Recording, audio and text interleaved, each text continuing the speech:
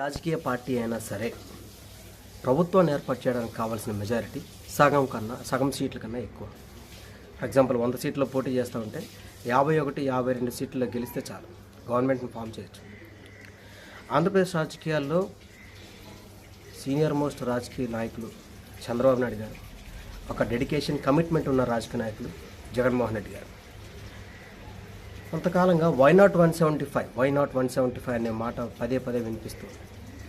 జగన్మోహన్ రెడ్డి గారు ఆ మాట అనడానికి కొన్ని కారణాలు ఉన్నాయి. ఏదో ఊరికి సరదాగా నోటి మాటగా అంటాడని చెప్పేసి నేను అనుకోవట్లేదు. రాజకీయ జగన్మోహన్ రెడ్డి గారి రాజకీయ ప్రస్థానం చూసినప్పుడు 2009 తర్వాత జరిగిన బై ఎలక్షన్స్, అంటే వైఎస్ రాజశేఖర రెడ్డి గారు రెండోసారి ముఖ్యమంత్రిగా గెలిచి ఆయన మరణం తర్వాత అసెంబ్లీలో లేదంటే జగన్మోహన్ రెడ్డి గారిని అనేక రకాలుగా అవమానించి కేసులు పెట్టి చేసిన తర్వాత కొన్ని రోజులకి జగన్మోహన్ రెడ్డి గారు పార్టీ పెట్టి 18 మంది ఎమ్మెల్యేలు రాజీనామా చేసిన తర్వాత 18లో 15 గెలిచి ఒక ఎంపీ సీటు కూడా గెలిచి జగన్మోహన్ రెడ్డి గారి రాజకీయ హిస్టరీలో 5,45,000 ఓట్ల అన్ని ఓట్ల మెజారిటీతో గెలిచి మళ్ళీ ఆయన ఎంపీగా అక్కడికి వెళ్ళారు పార్లమెంట్. ఆ తర్వాత 2014 ఎలక్షన్స్లో కూడా త్రుటిలో 1.2% ఓట్ మెజారిటీతో ఓడిపోయారు. 2019కి వచ్చేసరికి 150, అంటే ఈయన రాజకీయ ప్రస్థానం చూస్తే దినదినాభివృద్ధి అనేది మనకి అర్థమవుతుంది. ప్రతి ఎలక్షన్స్కి వచ్చేసరికి ఆయన అభివృద్ధి చెందుతున్నారు. ఎక్కడా కూడా ఆయన గెలిచిన ఎమ్మెల్యే సీట్ల సంఖ్య తగ్గలేదు.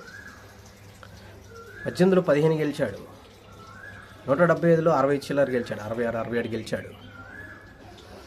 తర్వాత 175లో 151 సీట్లు గెలిచాడు.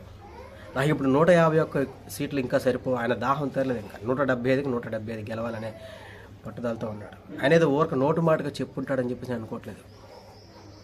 ఒక ప్రణాళిక, అభ్యర్థులను ఎన్నుకోవడంలో ఆయన తెలివితేటలు, మార్చడంలో ఆయన తెలివితేటలు, ఎలక్షన్ ఇంజనీరింగ్లో కానీ ఆయన కొట్టిన వాళ్ళు ఎవరు లేరని నేను అనుకుంటున్నాను.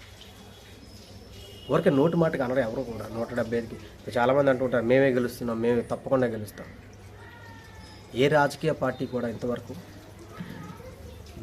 నా పరిపాలన చూసి ఓట్లేయండి అని చెప్పేసి అడిగిన దాఖలాలు ఎక్కడ లేవు. నా వల్ల మీకు మంచి జరిగితే నాకు ఓటు వేయండి, లేదంటే వద్దు అనే మాట ఎవరు చెప్పరు.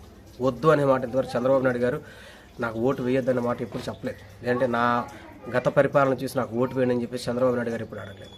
జగన్మోహన్ రెడ్డి గారి దగ్గర గట్స్ ఉన్నాయి. కానీ ఈ ఎలక్షన్స్లో అయితే